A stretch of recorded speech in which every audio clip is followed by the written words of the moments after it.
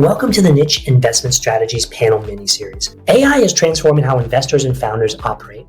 In this Niche Investment Strategies panel session, our speakers are discussing how artificial intelligence is reshaping how due diligence, deal flow, and investor targeting is getting done. Starting at the other side, we've changed a lot over the past year from Richard's direction about going into and developing AI, which has been an amazing suite of tools for us. And so the question for the panel is, how are you using AI or artificial intelligence to help underwriting, background checks, finding new investors? And so maybe you could take a step back, Richard, and say, this is kind of what drove my first focus of pivoting towards that a little bit.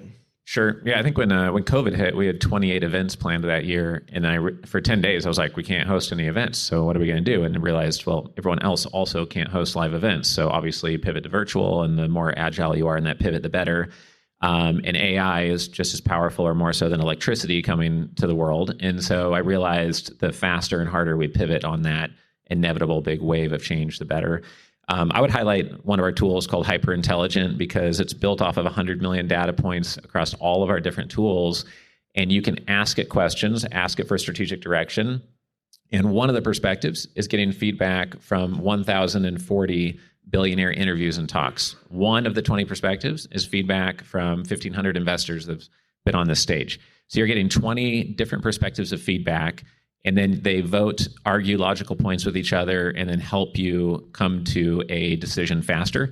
And you're just leveraging so much collective intelligence. There's never been a time in the world where you could ask for advice from the collective intelligence of hundreds of billionaires and get an answer in a second.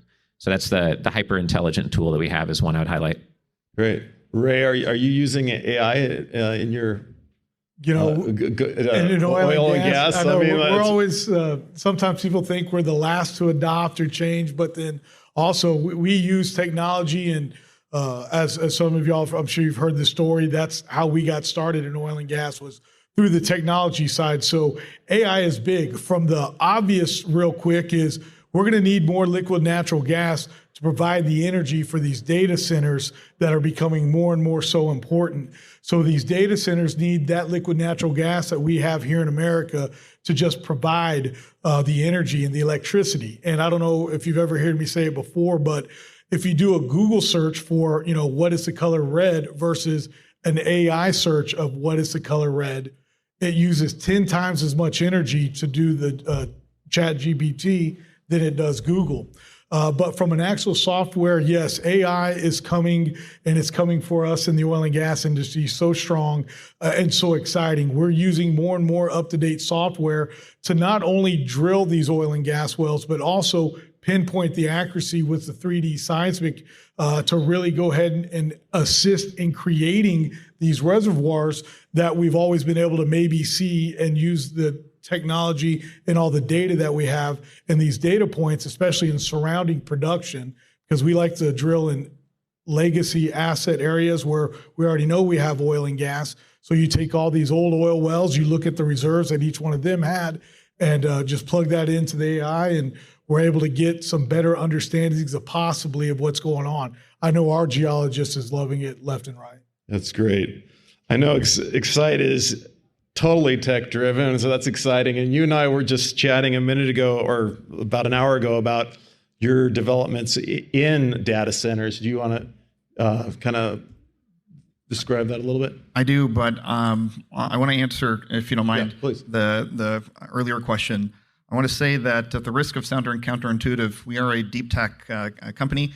I actually, in writing materials and doing research, I strongly discourage the use of AI, especially in junior team members.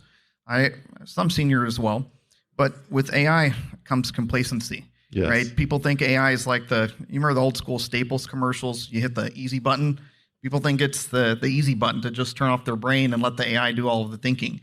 If you don't structure a narrative, structure a problem set appropriately, the results that you'll garner from the use of AI will be suboptimal, right? And so I strongly caution, even though we build everything we do as AI, I always try and encourage that you have to do the fundamentals. So if you're researching a new topic, there's nothing like, spending 50 to 100 hours reading white papers, academic papers, textbooks.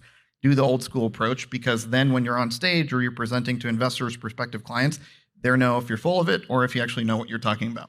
It's knowing the numbers that's amazing. It's when I first started out, we would do performance reporting for various family offices, et cetera. And that was back in the day where you had to type in the actual bank statement. And if you made a mistake, it was hours wasted. So you quickly begin to understand if you're actually in the numbers. Oh, well, that return makes no sense. It can't be that way. So that's absolutely that fundamental work is super important. Absolutely. Do you want me to hit the data? Please. Yeah.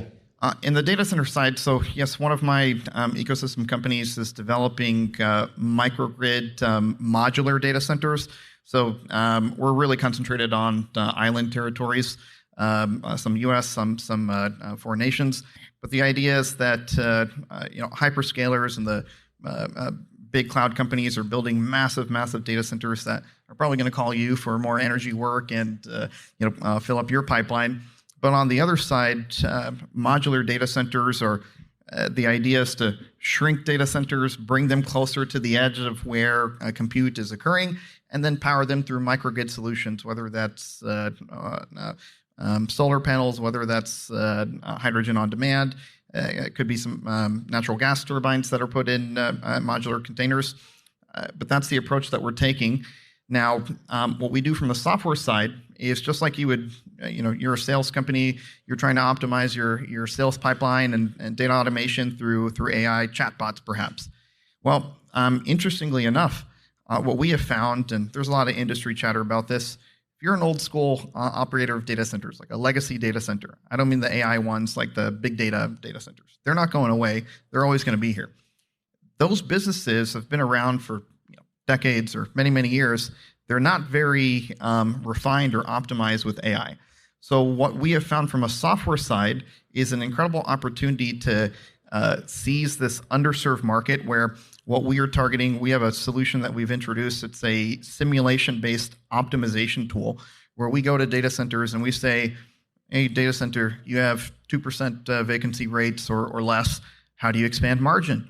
Well, what we do is we simulate for them in a dynamic approach versus a one-time static report. And we say if you bring in this array of batteries or supercapacitors, you upgrade your HVAC system to this system with this serial number and this capacity, this is the economic effect that you'll have on your data center's operation. And we found that to be a tremendous tool. This is a tech that we had declassified from a prior DoD project that we did. Wow. So we're able to commercialize it. But pretty interesting and an exciting venture for us in the coming months. Well, that's great. Short answer, I haven't even asked ChatGPT a question yet. Everything I do is personally based, relationship based, one-on-ones. And being the fact that all of our investors so far to date are all referrals, not really a lot of need for materials either. I've created pitch decks and one-pagers and all that stuff and never really end up using them. So no, short answer, we're not using AI. That's amazing. No, I think it's fantastic, and it's a testament. This clip was taken from the Niche Investment Strategies panel, filmed live at our Family Office Club Super Summit. Join our Investor Club community to explore 40 proprietary AI tools and 30 live events a year at familyoffices.com. If you are a founder, raising capital, developing real estate, or you're an investor, would love for you to get involved in the Family Office Club. I've run this community for 18 years now. We've hosted 300 live events. We have 17 million social media group members and followers. We have the #1 YouTube channel on family offices. We have the #1 most popular podcast on family offices. You can learn more about us and our membership options at familyoffices.com. We have 30 in-person events planned in 2026 and another dozen events this year.